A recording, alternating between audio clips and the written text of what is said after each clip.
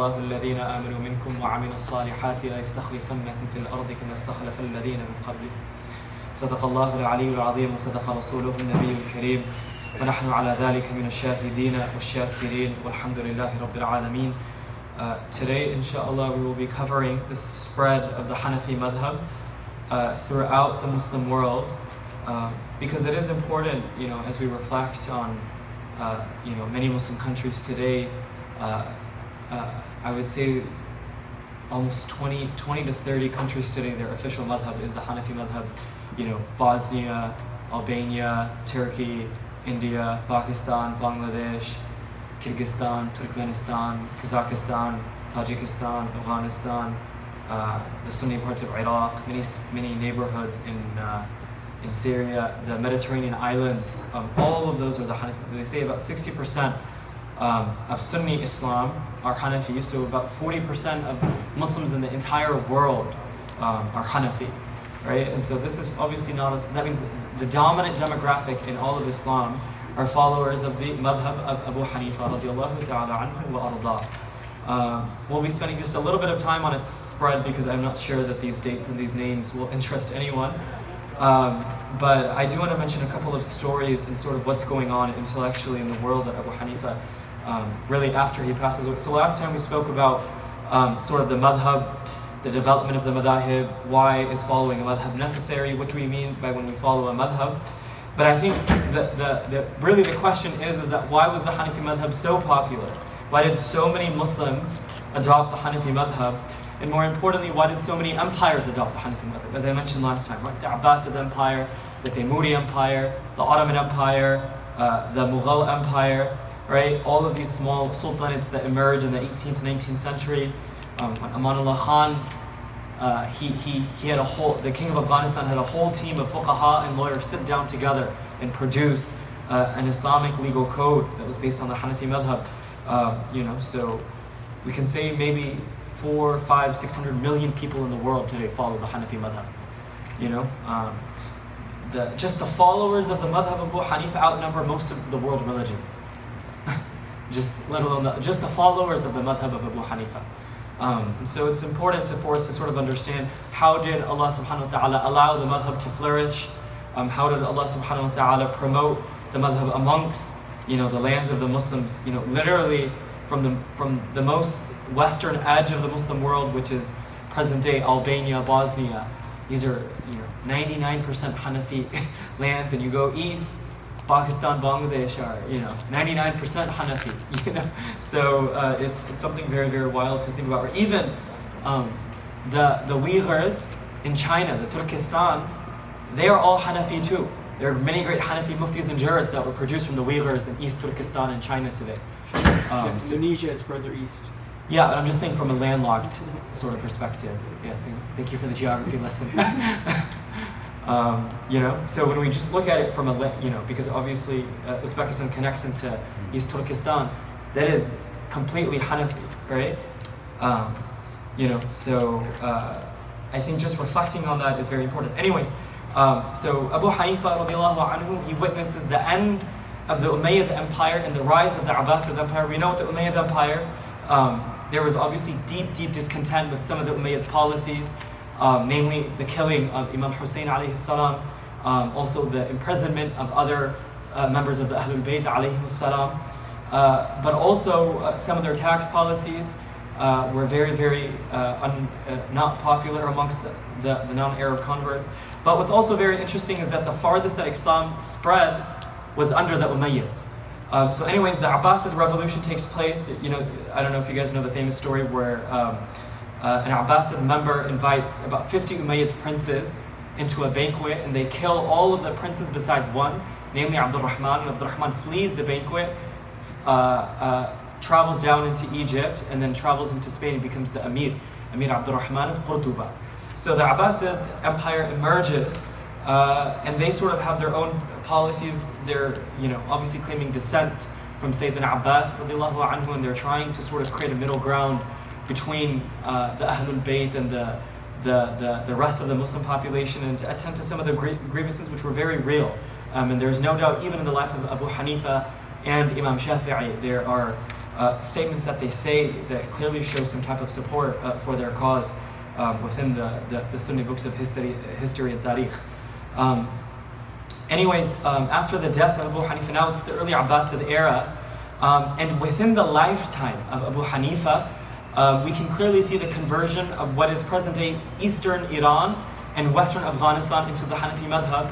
And the primary reason for that is one of the opinions that Abu Hanifa held was that Iman, i.e. belief, is only restricted to the heart. What do we mean by that? That many other traditionists and Ahlul Hadith and other madhahib like the Maliki and the Shafi'i madhab, they had argued that Iman or faith is based upon both testimony in the heart and actions by your limbs. Al-tasdiq bil-qalb wal-amalu bil-jawarih.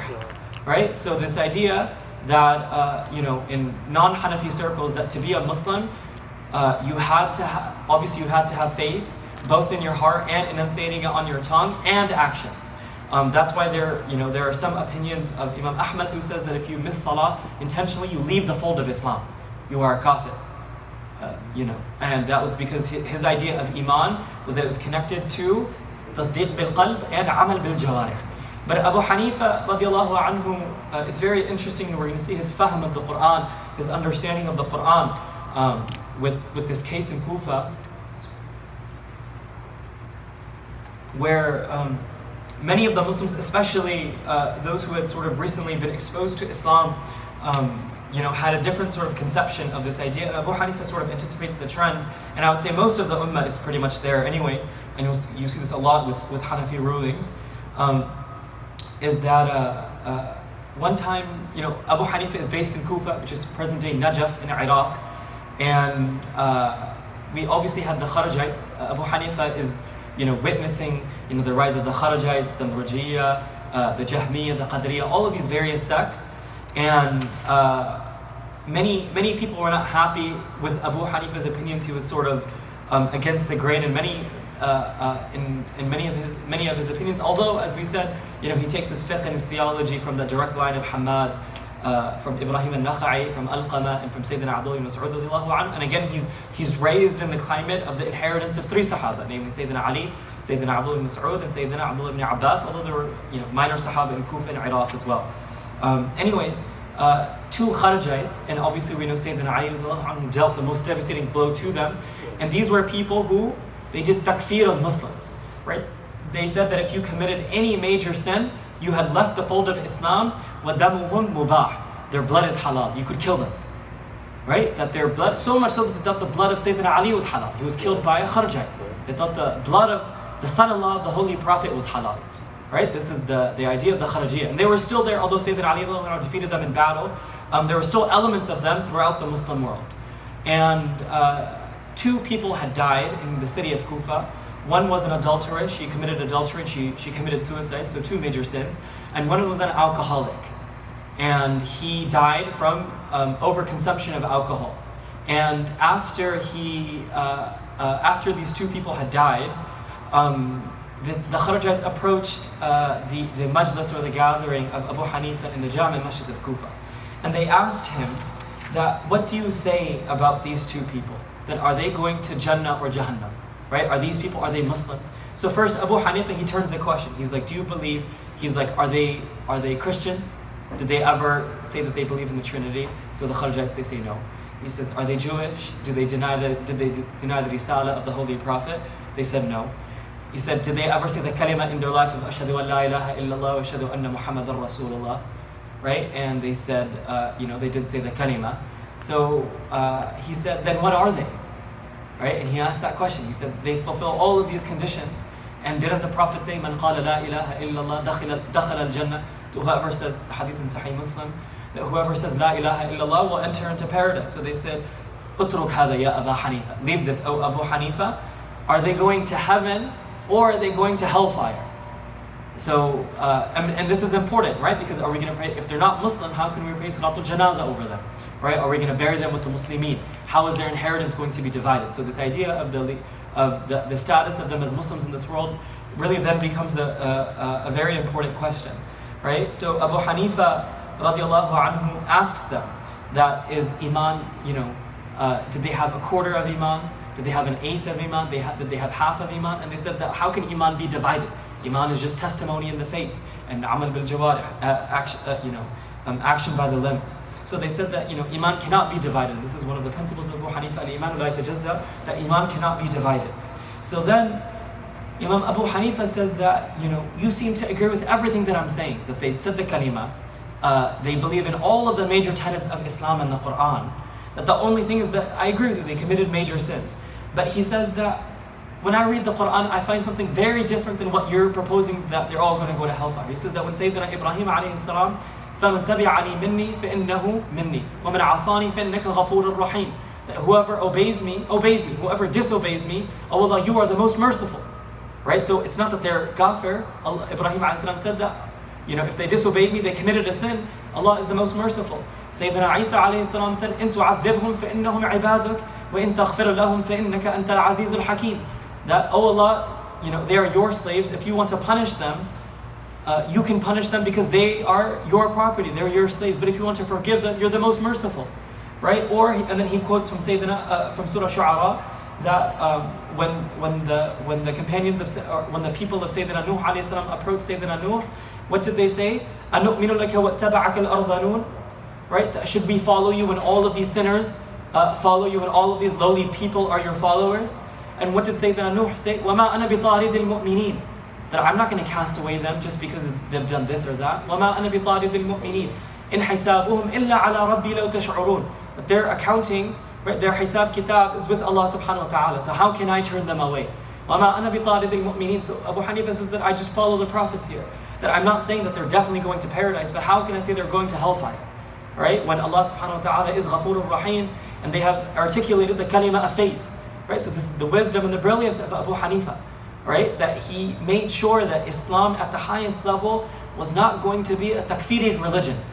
That it was not, we see someone committing a sin and we say that this person is not a Muslim. Right? That even after major sins, right? Of adultery, of suicide, of death by alcohol, he said that I'm still going to pray Salatul Janazah over them. Because Allah subhanahu wa ta'ala knows best of what's in their hearts. And he said that from what I can see, that these people are Muslims. And this resonated highly with various parts of the Muslim world. This notion of Abu Hanifa, and you have to remember that many new Muslim lands, or rather many new lands had entered into the fold of Islam. And Muslims were ruling politically, they were ruling legally, they were ruling in terms of their judiciary, and they could have imposed any law or any theology that they wanted. But Muslims, using the brilliance of Abu Hanifa and the farsightedness of Abu Hanifa radiallahu anhu, saw that our religion is not going to be a takfiri religion. It's not going to be a religion that if we see someone committing a sin, they have left the fold of Islam. Right? That's why in Christianity, one of the huge issues when you see the sort of reform movement is that the Pope would issue heresy or excommunicate people on his own whims. Whereas with Islam, nobody had that right. And you see that, this idea of people takfiring others, you see it very little in the field of Islam, with the exception of, a minority of sects. That's really, that sort of appeal with the Hanafi madhab in Afghanistan, in present-day eastern Iran, and what would be what is present-day Turkmenistan, in the city of Maruz. And that becomes really phenomenal, because when the Mongolians come and invade Central Asia, Uzbekistan, Afghanistan, Turkmenistan, the grandson of Genghis Khan, or rather the great-grandson of Genghis Khan, Barakeh Khan, he becomes the ruler of the Golden Horde in what is present-day Central Asia. And as I mentioned previously in lectures, Muslims were not really sort of insecure with the intellectual assaults of the Mongolians and the children of Genghis Khan. And this leader, the Sultan Barakeh Khan, he would hold debates between various communities. And in Central Asia, you had Christians, you had Buddhists, you had Muslims, you had Zoroastrians. And there's a debate that takes place between a Hanafi Mufti and this great-grandson, where the great-grandson asks Barakeh Khan, he asks that, the Christians say that their prophet is true, the Zoroastrians say Zoroaster is true, the Magians say that their prophet is true, you guys say your prophet is true. How do we know that Islam is true, right? And so this idea really moves this Hanafi Mufti, his name is Zahidi, and he writes a whole risala called Al-Risala Nasiriyya, proving the miracles of the Holy Prophet ﷺ, and to show that its superiority, rather its truthfulness, over the miracles or the alleged miracles of these other sort of alleged prophets. Right? And then Barakah Khan comes into the fold of Islam, and this whole contingent of the Mongolians enter into the fold of Islam. So much so that most of their descendants within Asia, especially east of China, would become Muslim. Right? And you see this effect in this dialogue and engagement between them, and they're pretty much all Hanafi, so much so that many of the kings would then patronize great Hanafi jurists and theologians. But anyways, running back to the death of Abu Hanifa, the Abbasids, they end up recruiting the student of Abu Hanifa, Qadi Abu Yusuf, as the Qadi al-Qudat, which in the first time in history we had a position called the chief judge. And Abu Yusuf then becomes the chief judge of the entire Muslim world. Right? And as we had discussed earlier, one of the main reasons of why this appeal of the Hanafi madhab to the elites of the Muslim world was because of the fact that Abu Hanifa, he used to engage in something called fiqh al-taqdiri, i.e. that he would sort of drop all of these theoreticals. That if this happens, what do we do here? What's the ruling here? If this happens, what do we do here? There's this great story of where a student came to Imam Malik radiallahu anhu in Medina, and as we know, if you're in the state of major impurity, haid or otherwise, you're not allowed to enter the masjid.